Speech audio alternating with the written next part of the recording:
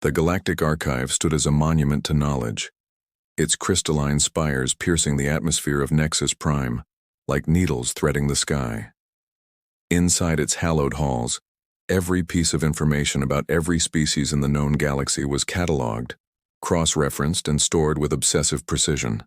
At least that's what Keeper Blixner would tell you, usually while adjusting his ceremonial robes and looking down his elongated nose at whatever poor soul had the misfortune of questioning the archive's accuracy. Blixner was the kind of being who pronounced "actually" like it was a religious incantation. His 6 eyes, arranged in perfectly symmetrical pairs along his bulbous head, constantly scanned for opportunities to correct lesser beings. Today was no different as he led a group of visiting scholars through the Extinction Wing, his favorite section of the archive.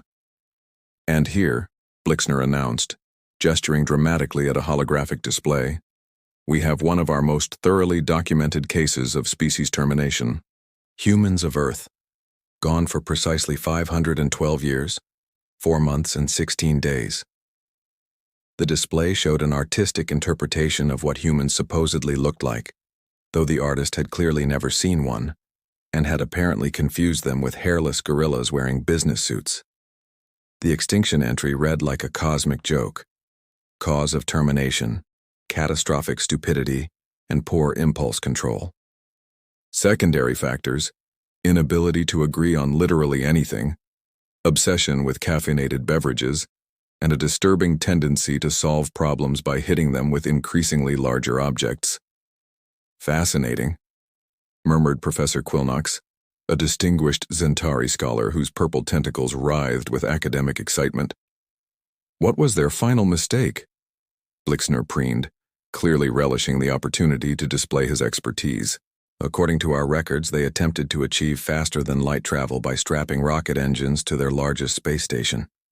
The resulting explosion was visible from 3 star systems away. Typical human logic, really. When in doubt, add more fire. The other scholars nodded sagely, making notes on their data tablets. None of them had ever seen a human either, but the archive's reputation was unassailable. If Keeper Blixner said humans were extinct, then extinct they were.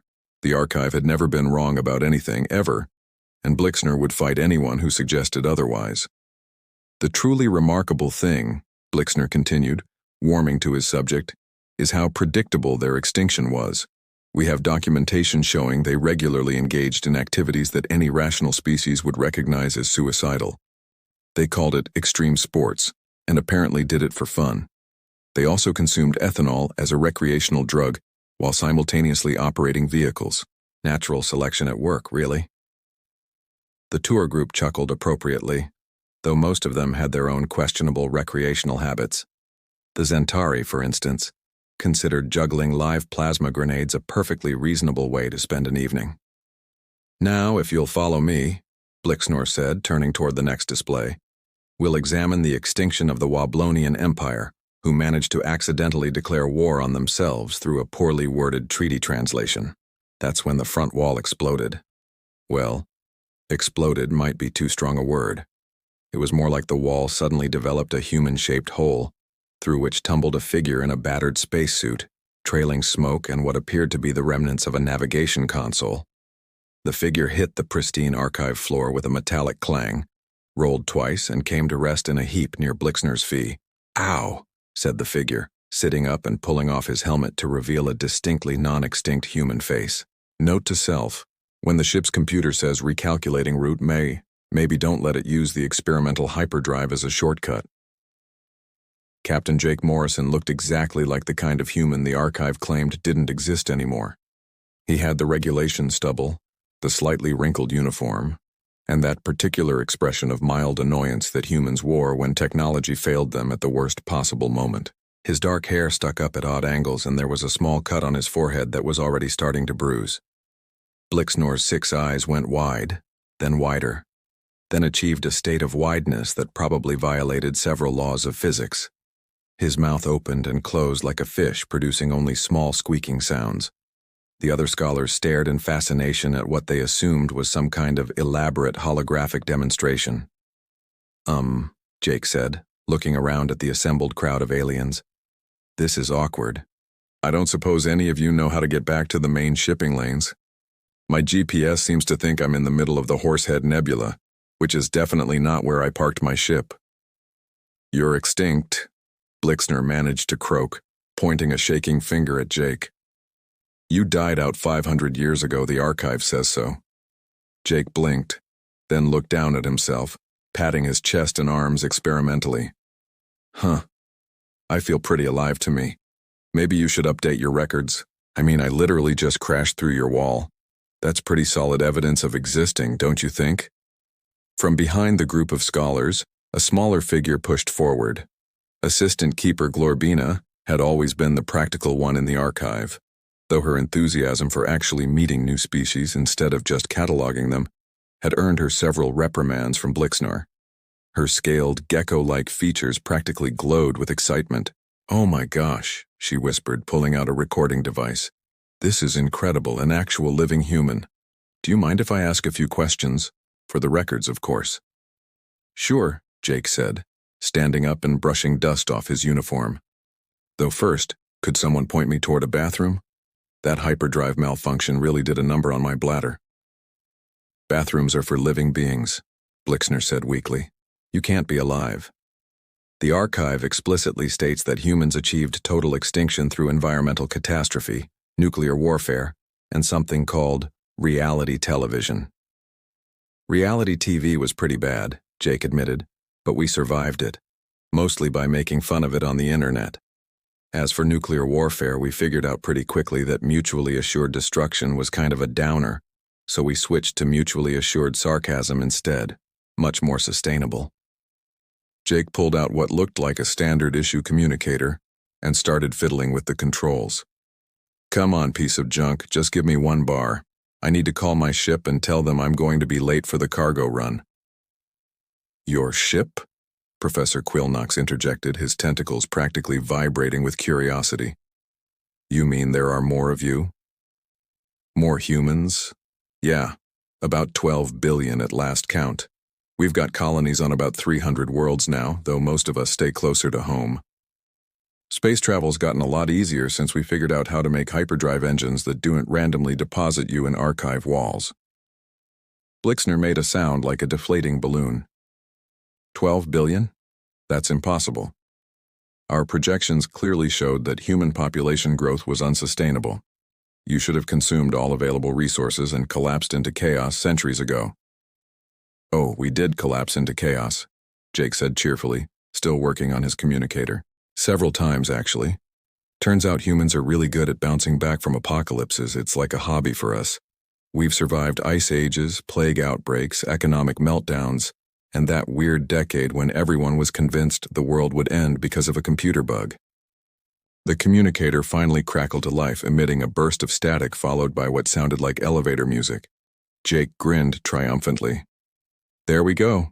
Sometimes you just have to percussive maintenance the hell out of something." Glorbina scribbled notes frantically. "Percussive maintenance, is that a human technical term?" "It means hitting things until they work," Jake explained. "It's surprisingly effective." Blixner, meanwhile, had retreated to a nearby data terminal and was frantically pulling up archive records, his 6 eyes darting between multiple screens as he searched for evidence to support his worldview.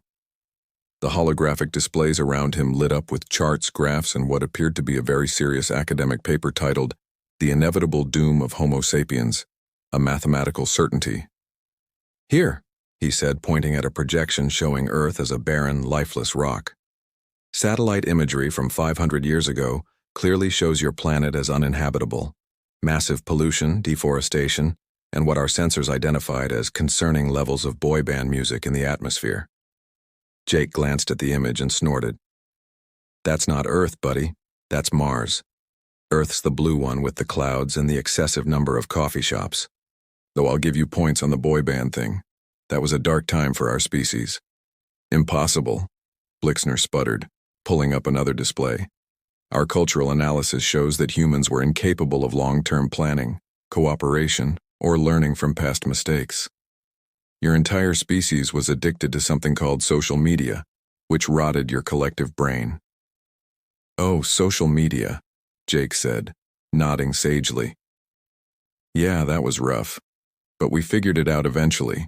Turned out the solution was just to make fun of everything until people got bored and went outside instead. Humans are weirdly good at adapting to their own stupidity. Glorbina looked up from her notes. But what about the resource depletion?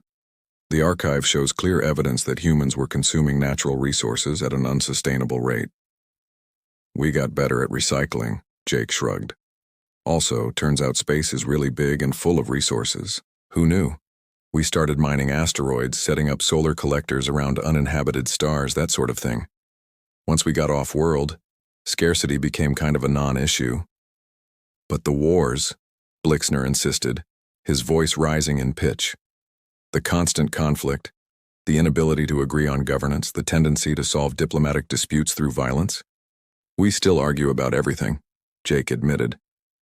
But these days we mostly do it through strongly worded internet comments and competitive baking shows. Turns out it's hard to stay mad at someone when they make really good cupcakes. The human pulled out his communicator again, which had started making encouraging beeping sounds. Oh good. The signal's getting stronger. Captain Murphy's probably wondering where I am. We're supposed to deliver a shipment of Earth coffee to the Rigel system by Thursday. Coffee, Professor Quilnock said thoughtfully. The archive mentions this substance. Classified as a dangerous stimulant that contributed to human aggression and poor decision-making. Coffee's great, Jake said. It's basically the reason our civilization still functions. That and pizza, though I guess technically pizza's more of a food group than a beverage. Blixner's desperate search through the archive records was becoming increasingly frantic. Wait, here's something. Audio recordings from the final human transmission, 512 years ago. Listen to this. The archive speakers crackled to life with a scratchy recording. Houston, we have a problem. The engines are failing, we're losing orbit, and someone used the last of the coffee in the break room. If we don't make it back, tell Earth that we tried our best, and that Jenkins owes me $20. See? Blixner said triumphantly. Final desperate transmission from your dying species. Jake listened to the recording again, then burst out laughing. Oh man, that's from the old Luna Station evacuation. I know that guy. That's Commander Rodriguez. He retired to Florida and spends his time complaining about the weather and building model spaceships. The problem was a minor engine malfunction. They fixed it with duct tape and were back home in time for dinner. Duct tape? Glorbina asked, still scribbling notes. Sticky silver stuff. Fixes everything. It's basically the foundation of human engineering philosophy. If it's not working, hit it. If it's still not working, apply duct tape. If it's still not working after that, get more duct tape. The recording continued. Also, whoever thought it was a good idea to put pineapple on pizza should be court-martialed. That is all. The pineapple pizza debate, Jake said nostalgically. Some things never change. We're still arguing about that one. It's gotten so heated that some colonies have banned the topic entirely. Jake's communicator finally managed to establish a stable connection, emitting a satisfied chirp that sounded distinctly smug. However, as he tried to contact his ship, he noticed that his signal was being interfered with by the archive's own communication systems, which seemed to be running on technology that was impressive but not particularly efficient.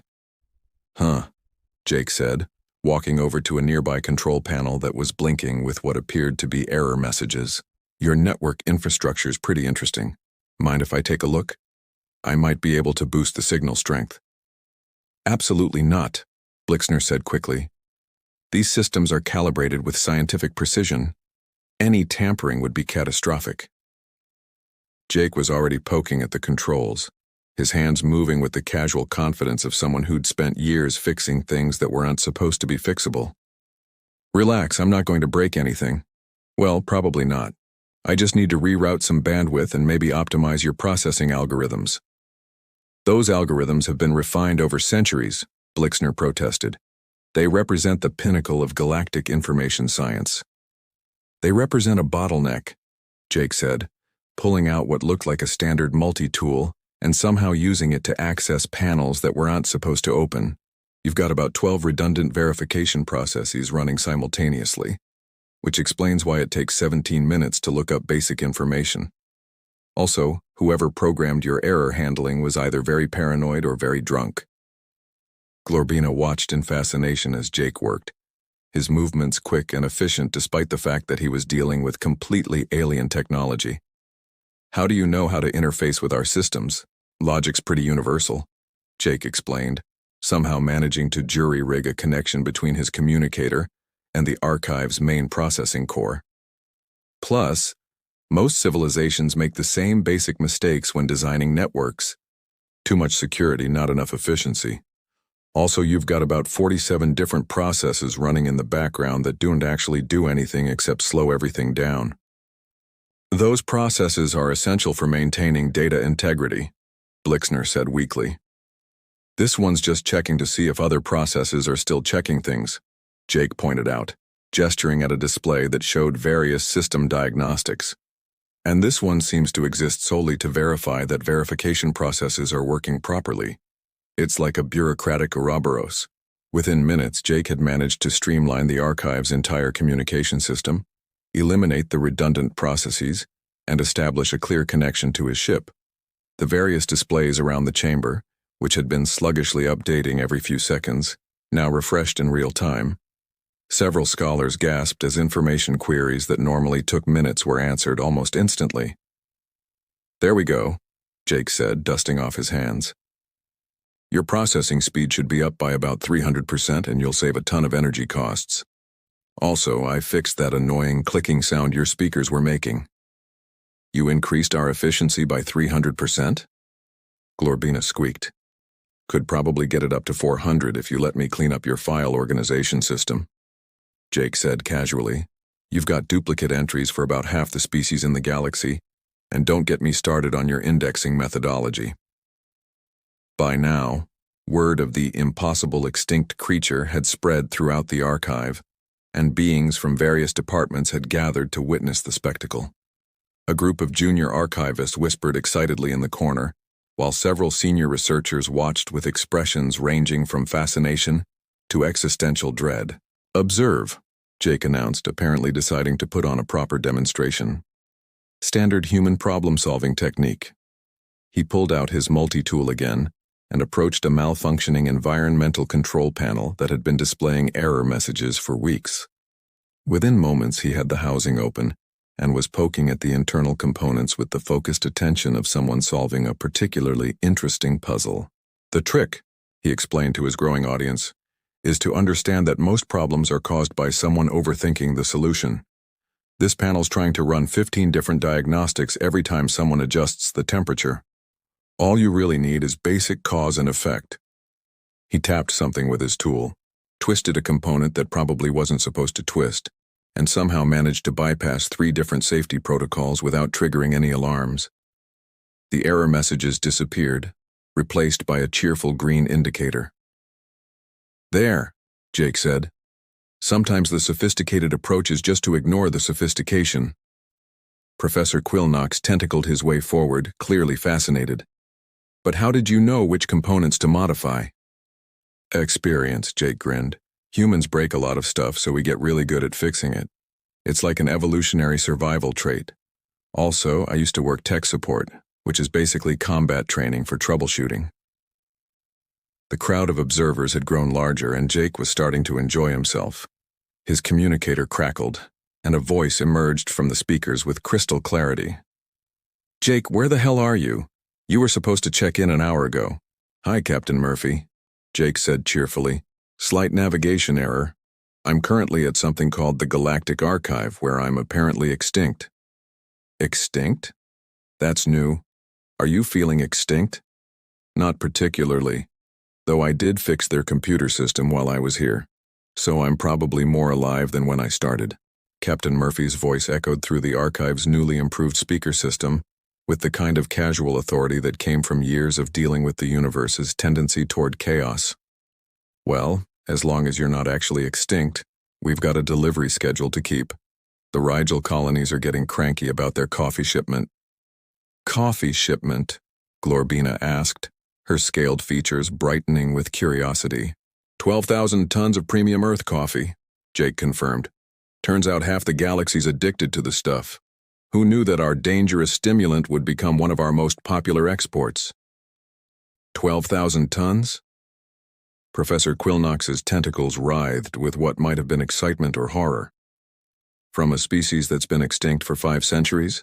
About that, Captain Murphy's voice continued. Jake, you might want to mention that the Terran colonial fleet has about 1,500 ships currently running cargo routes through this sector. We've been getting some weird looks from the locals. Blixner's remaining composure finally cracked. 1,500 ships? That's impossible. The archive clearly states a lot of things, Jake interrupted gently. But here's the thing about facts. They're only as good as the research behind them. When's the last time anyone from the archive actually visited Earth? Blixner's 6 eyes went wide as the implications hit him. We don't visit extinct worlds. It's considered a waste of resources. Right. So you declared us extinct based on old data, then never checked to see if you were right because you'd already decided we were extinct. It's what humans call a catch-22. Jake's communicator suddenly lit up with incoming signals as the archive's improved communication system began picking up transmissions from across the sector. The main display showed a real-time map of local space traffic, and it was lighting up like a Christmas tree with ship signatures, all of them broadcasting identification codes that included the word Terran or Earth or variations thereof. Oh, look, Jake said pleasantly. There's the cargo hauler Determination, the passenger liner New York Express, and what appears to be a human research vessel called the Curiosity's Revenge, plus about 47 other ships within sensor range.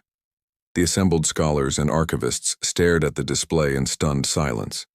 Several junior staff members had started frantically taking notes, while others were already pulling up communication equipment to contact their home institutions. Captain Murphy, Jake continued, could you patch me through to the Colonial admin? I think these folks might want to update their records. Already on it, Murphy replied. Admiral Chen says hi, by the way, and wants to know if they need help updating their database.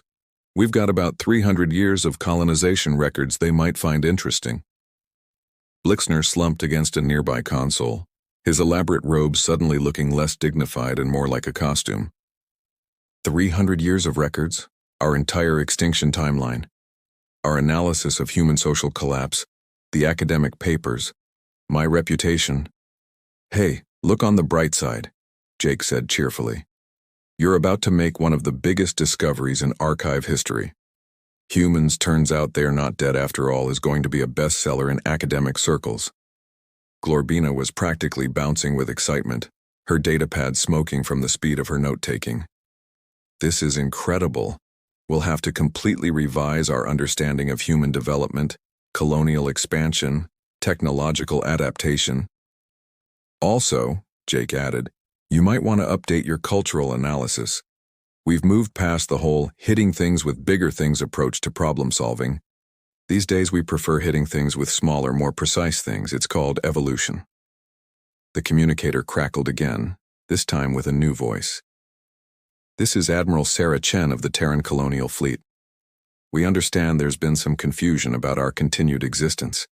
We'd be happy to provide updated information for your records, including current population figures, territorial boundaries, and a complete catalog of our technological capabilities. We also have a really good recipe for chocolate chip cookies, Jake added helpfully. I know that's not technically scientific data, but trust me, it's important. Blixner looked up from his existential crisis. Chocolate chip cookies? Food item.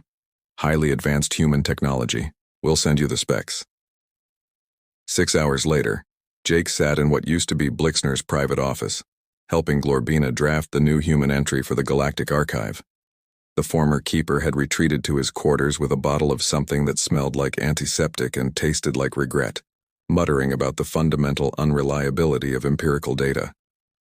So, Glorbina said, her claws clicking rapidly across a holographic keyboard.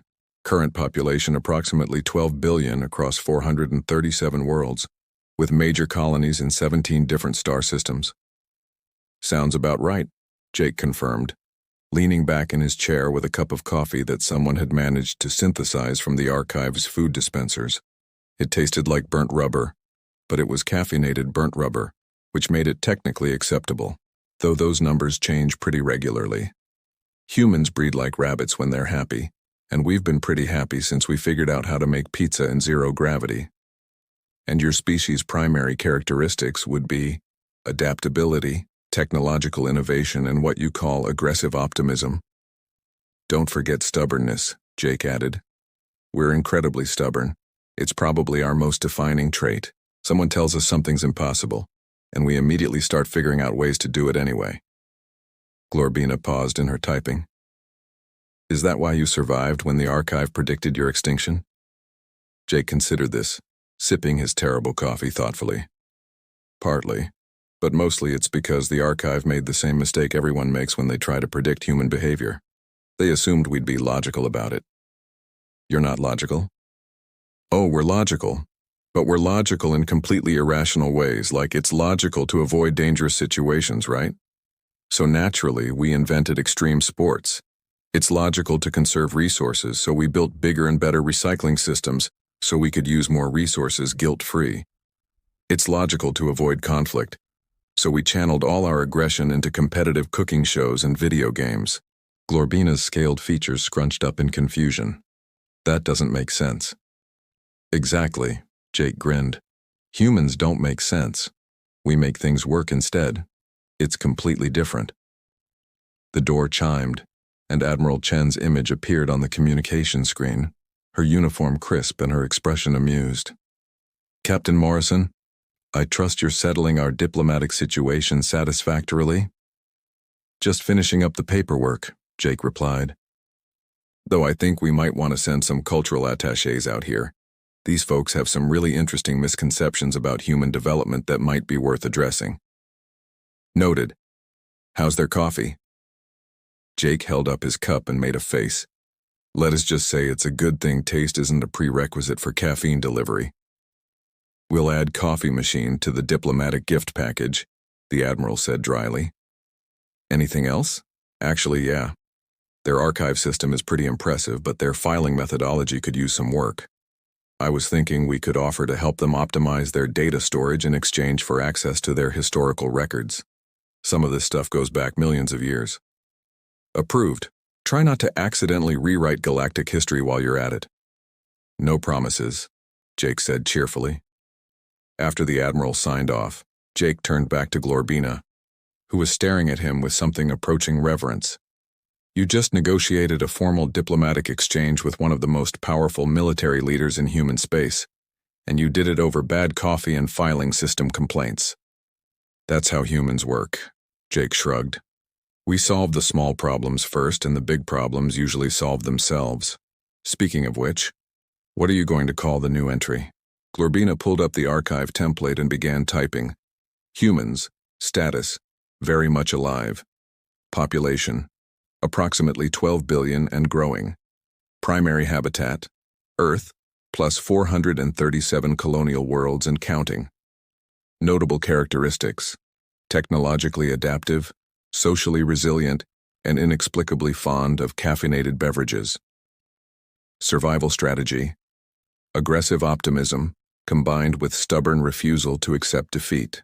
Current activities, exploring galaxy, delivering coffee, fixing things that weren't necessarily broken, and proving that extinction reports were greatly exaggerated. I like it, Jake said.